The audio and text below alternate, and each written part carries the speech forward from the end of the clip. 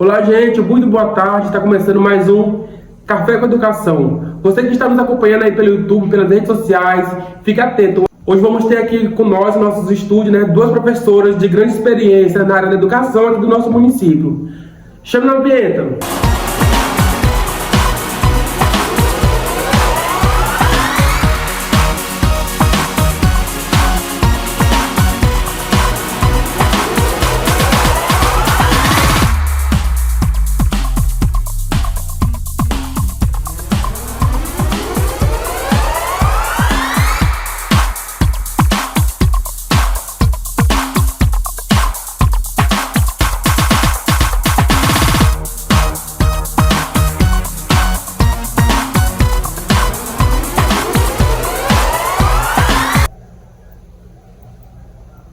De volta aos nossos estúdios, estamos aqui com a professora Júlia Angélica, professora Valquíria Santana. Queria que elas mesmas se apresentassem aí para nossos espectadores. Eu sou a professora Júlia Angélica, tenho 26 anos de educação no município de Coroatá. Hoje professora efetiva do ciclo de alfabetização e da educação infantil. E é muito prazeroso estar aqui contribuindo com o trabalho de mais um de tantos que virão dessa equipe, dessa faculdade, e eu desejo um ótimo podcast para todos nós. Boa tarde, eu sou a professora Valquíria, tenho 24 anos de educação, já passei por algumas fases na educação, como já fui secretária, já fui coordenadora, mas sou mesmo professora. Estou aqui para contribuir um pouco da minha experiência com vocês. Professora Júlia, conte aí para nós, como vocês viram, são vários anos de experiências e aqui a turma, nós estamos no segundo período, no terceiro período, aliás, no terceiro período de pedagogia. Conte para nós, assim, quando vocês começaram, lá em 90, como era a experiência que vocês tinham em sala de aula, a dificuldade que era para chegar no colégio, para ter um aluno na sala de aula? O início tudo é difícil, tudo assusta, E assim, a gente tinha, primeiro, salas superlotadas. Hoje a gente já vê um equilíbrio, mas antes trabalhávamos numa sala de alfabetização com 30, 35 alunos, E quando começamos, os métodos ainda eram bem tradicionais, o B com ABA, o B com EBE, mas muita coisa trouxe efeito, tivemos turmas com muito sucesso e de lá para cá a gente tem aprendido muito, melhorado muito e tem tentado experimentar outros métodos dentro da alfabetização e tem dado certo. Porque a gente somos cientes, que antes a gente tínhamos numa sala de aula 3 turmas. Vamos aqui dar exemplo, fazia a primeira série, segunda e terceira série, Como é que a gente lidava naquele tempo com um professor da conta de 3 turmas e 3 anos diferentes? Porque ao mesmo tempo que tu está ensinando o ABC, tu já está na matemática para um mais avançado, não é isso?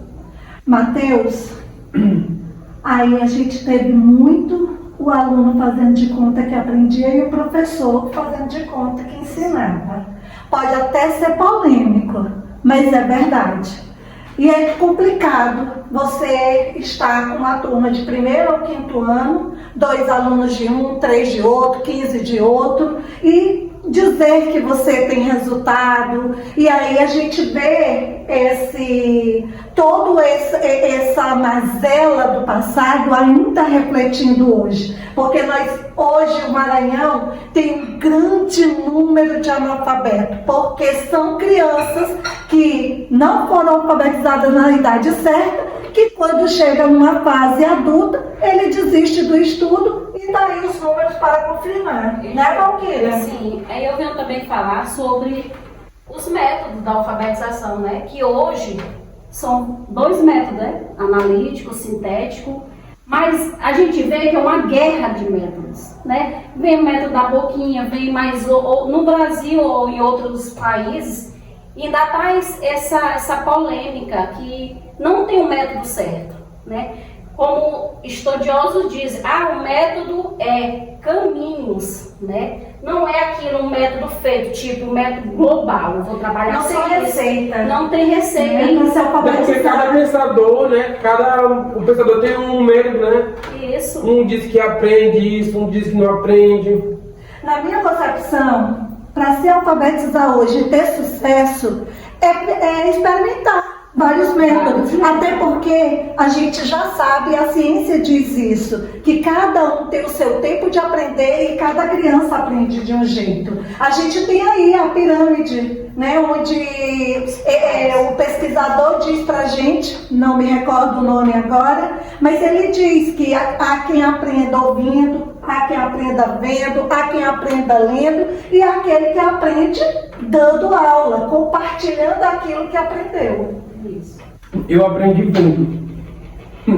O Matheus tem uma facilidade muito grande de ver e replicar, ou de melhorar, de fazer verdade. Eu me lembro quando eu estudava, o professor ali na frente entrava aqui e saia aqui. Na escola eu era o que aprendia vendo, né? Se o professor explicava, eu não conseguia entender, mas quando eu via, eu sabia fazer perfeitamente as coisas. E esse era o material da sala de aula. E a gente fala de alfabetização. Contei para nós assim, quais eram as práticas que lá atrás, lá em 90, vocês usavam para alfabetizar. Basicamente a cartilha, né, Valquíria? Não tem- Olha, a cartilha, na verdade, muitos autores... Professor, mostra aí a cartilha dele no cantozinho aqui, viu? É porque a cartilha é muito criticada hoje. Mas a cartilha foi quem alfabetizou os nossos pais, foi quem nos alfabetizou. É o bababé. Porque vocês lembram que a gente, se você conversar com os pais de vocês, os avós, professores da minha época foram alfabetizados dessa forma. Pra quem não sabe, a gente já trabalhou junto, né? Uma vez eu fui na sala dela, ela tava sentadinha assim, ó, com a cartilha dela, de papelão. Ela falou assim, olha... Porque eu ainda acredito que dê certo, né? Na verdade, eu uso ainda o método das fichas ou do tabuleiro com o alfabeto, com as sílabas, que isso está dentro do método sintético, né, Valquíria? Porque o método sintético, Matheus, nós temos, como a Valquíria falou, nós temos dois métodos de alfabetização, o sintético e o analítico. O sintético, gente, ele parte do menor para o maior, ou seja, ele parte da letra, onde eu ensino a letra, as sílabas, aí eu vou para a palavra, depois eu vou para a frase, para o texto. Já o analítico, não, eu parto do maior para o menor, trabalho um texto, do texto eu tiro uma frase, da frase eu tiro as palavras, das palavras eu tiro as letras. Mas olha, um método que está fazendo muito sucesso aqui, agora muita gente está experimentando, o fônico. O método fônico, ele é sintético, ele parte do menor para o maior, ele parte do som daquela letra para o som da sílaba, para o som da palavra. Entendeu? Então assim, eu acredito que não existe, como a Valquíria disse, o Brasil não tem um método próprio. A gente exporta todos os métodos já experimentados em países desenvolvidos.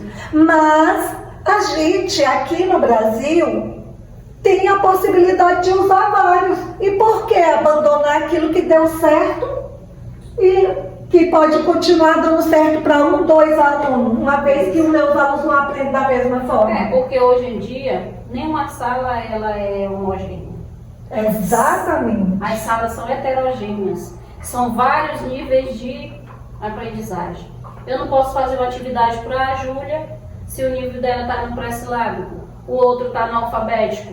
Então, se um tem fluência, o outro não tem. A mesma coisa do aluno que sabe ler e tira do quadro, mas não sabe escrever. Ou que tira do quadro e não sabe ler, né? Aí eu quero entrar nisso, Matheus, que tocou num assunto que hoje eu assisti uma discussão interessante. Eu vi no Instagram, a professora começa a dizer assim, nem todo aluno que tira do quadro sabe escrever. Porque a gente diz assim, ó, lá na sala de aula, Quem é professor vai saber disso, não é, Valquíria? Meu aluno já sabe escrever, eu botei no quadro e ele tirou. Escrever não é simplesmente transferir aquilo que está no quadro. Aí a gente parte para a questão de letramento, né? Aí a gente tem que saber o que é alfabetização e o que é letramento. Não é não, Valquíria? Senão você fica só nos achismos. Ele está só reproduzindo o que você colocou lá no quadro. Mas ele nem sabe o que ele escreveu. Ele não sabe Se que você ali disser, você tem uma digitar para palavra. ele escola municipal, tal, ele não vai saber. Infelizmente, isso hoje é a realidade do É. Brasil, né? Com essa lei que não pode reprovar mais o aluno. A gente vê meninos. Outra polêmica. Gente, esse Mateus é terrível. Hoje aqui é a tarde da polêmica. Mateus, não existe lei que diz isso. Eu fiz essa pergunta recentemente agora numa formação que eu estive na URI de Codó para uma pesquisadora da UFMA. Porque eu disse para ela que fiz já várias pesquisas e eu não encontro uma lei que diga que eu não posso reprovar o aluno. O que existe, gente, é quando tu reprova o aluno, tem consequências. Ele vai ser levado à desmotivação e à desistência de dar continuidade nos estudos. Então não é uma questão de lei reprovar ou aprovar, é uma questão de sobrevivência daquele aluno na escola. O que é que tu acha disso, Valquíria? Eu achei bem interessante. Interessante, sim. Porque já vem a questão da vida social, né? Tem uma pessoa que, como é que eu posso falar? Uma pessoa que de baixa renda já tem dificuldade de ir para o colégio. Ainda vai repetir mais um ano naquela mesma série. Por isso que ele diz, é melhor ir trabalhar, né? Então um cafezinho aí, gente. Já comeu meu, agora é um golinho. Ó, eu vi um lugar de etiqueta que você até fazer isso, ó. Levantar. Pega aí. É verdade. Eu não sabia disso. Aí a gente vai fazer aqui pro assunto, né? Sobre alfabetização e letramento, que é o nosso tema de hoje. Eu queria que você que está assistindo o nosso vídeo, né, nossa live, não sei se é agora de manhã, se é de tarde, se é de noite, mas deixa um comentário aí pra nós, tá bom, gente? E deixa o like, tá bom? Pois é, tá. Aí a tia Regina fala desse jeito, pois tá bom, tá, tchau. Aí voltando aqui ao assunto, né, de alfabetização e letramento. Eu queria que vocês passassem um pouquinho para o nosso público o letramento, né? Que é que nem eu falado mais cedo. A questão de tu saber tirar do quadro não quer dizer que tu sabe ler, né? Não quer dizer que tu sabe escrever. Aí esse exemplo vai trazer todo o conceito, porque o que é alfabetização? É o processo de aprender a ler e a escrita focando na codificação dos símbolos. A criança é levada a aprender a codificar a letra, né? Dentro da alfabetização. Ela vai saber que ali tem um som, que ali tem propriedades de juntar e formar palavras, formar frase.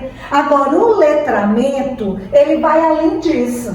O letramento, ele vai se referir à leitura e à escrita dentro dos contextos sociais. O aluno é levado a entender que existe vários tipos de gêneros textuais, né? Que para escrever uma carta eu tenho toda uma técnica. O aluno letrado, ele sabe inferir o assunto do texto que ele lê, ele sabe dizer quem são os personagens principais, ele consegue te recontar a história. Ele analisa, ele reproduz, Ele interpreta. tudo que está dentro daquele Isso é texto. ser letrado, né? Aí há a diferença. E hoje no Brasil nós temos muito, nós usávamos isso muito, né, Valquíria, no nosso tempo, a dizer assim, fulano, João, Maria, é alfabetizado funcional. Que é aquela pessoa, Mateus, que sabe, porque aqui, se tu for pro Ejaí, né, para alfabetização de jovens, adultos e idosos, ele já se contenta em botar o nome deles. Eles usam apenas para aprender a botar o nome, né? O nome dele, porque fica com vergonha de estar no lugar e Até botar o professor mesmo, quando vai fazer o convite, assim, bora lá. Ele mesmo vai aprender seu nome. Hoje não se dá mais essa nomenclatura, alfabetizado, funcional, né? Ou é alfabetizado ou não é. Sim. né? A gente não tem esse meio termo, porque nós estamos no século XXI, com grandes pesquisas. A gente tem Magda Soares, que vem trazer